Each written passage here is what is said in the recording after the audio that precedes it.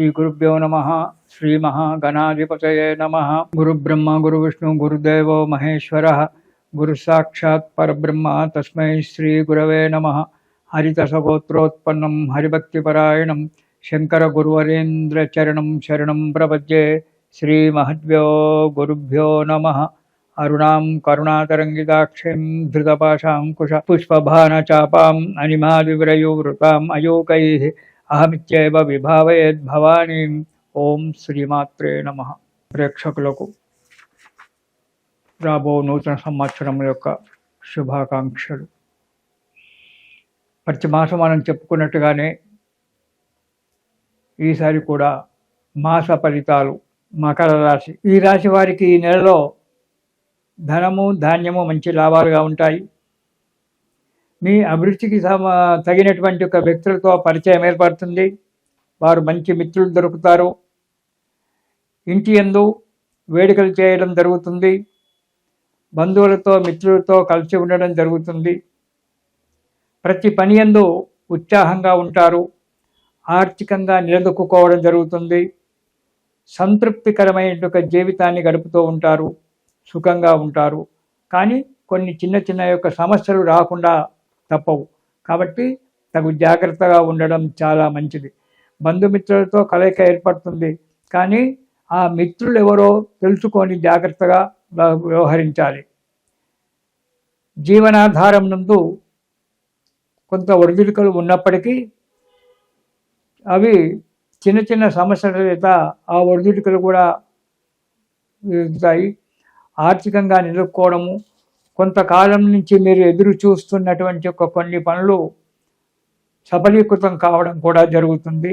సంతృప్తికరమైన జీవితం ఏర్పడడానికి ఆస్కారం ఉంది ఈ నెలలో మకర రాశి వారికి. 1వ వారం అనవసరంగా దేశ సంచారం. దేశాల మీద తిరుగుతుంటారు. ఎక్కడ తిరుగుతున్నారో ఎందుకు తిరుగుతున్నారో తెలియదు. ఇంట్లో చెప్పరు. మీరు ప్రయాణాలు చేస్తుంటారు అనవసరంగా. దానివల్ల ఆరోగ్యం దెబ్బతింటుంది. డబ్బు కూడా నష్టపోవడం అనేటువంటిది జరుగుతుంది. ఆప్త బంధువులకు, మీ దగ్గరి బంధువులకు, మీకు ఆత్మీయులైన బంధువులలో అనారోగ్యాలు ఏర్పడము, దానివల్ల కూడా మీరు కొంత డబ్బు ఖర్చు చేసుకోవడము అనేటువంటి జరుగుతుంది.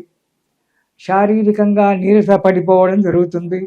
అనవసరమైన ప్రయాణాలు చేయడం వల్ల ఆరోగ్యం దెబ్బతింటుంది.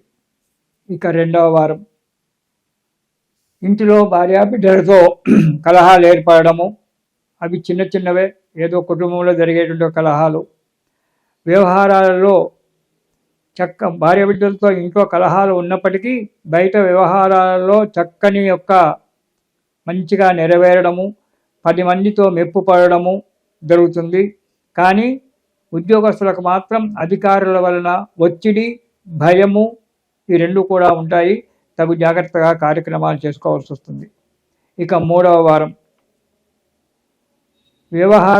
వ్యాపార వ్యవహారాలు మంచిగానే ఉంటాయి. ఆదాయం కూడా బాగానే ఉంటుంది. కానీ సహోదరులతో, అంటే తోడబుట్టిన వాళ్ళతో, అన్న తమ్ముళ్ళతో కానీ అక్క చెల్లెళ్ళతో కానీ పోట్లాటలు రావడము, కొంత డబ్బు ఖర్చు కావడము, మాట పెరగడము, దానివల్ల ఇబ్బందులు ఏర్పడతాయి. చిన్న చిన్న ఆపదలు కూడా రావడానికి ఆస్కారం ఉంది. 3వ వారంలో మకర రాశి వారికి జాగ్రత్తగా ఉండడం చాలా మంచిది. ఇక 4వ వారం కనుక చూసుకున్నట్టయితే సదా విచారం, ఎప్పుడూ విచారంగానే ఉండడము, లావాదేవీల యందు జాగ్రత్త అవసరము, మానసిక చింతన ఉంటుంది. కాబట్టి ప్రతి విషయంలో జాగ్రత్త వ్యవహరించడం చాలా మంచిది. ఏ వ్యవహారం తలపెట్టినా, ఏ సంకల్పం చేసుకున్నా దాన్ని జాగ్రత్తగా నడుపుకుంటూ వెళ్ళడం చాలా మంచిది.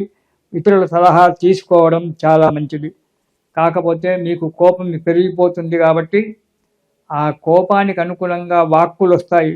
కోపం పెరిగినప్పుడు కఠినమైన వాక్కులు వస్తాయి.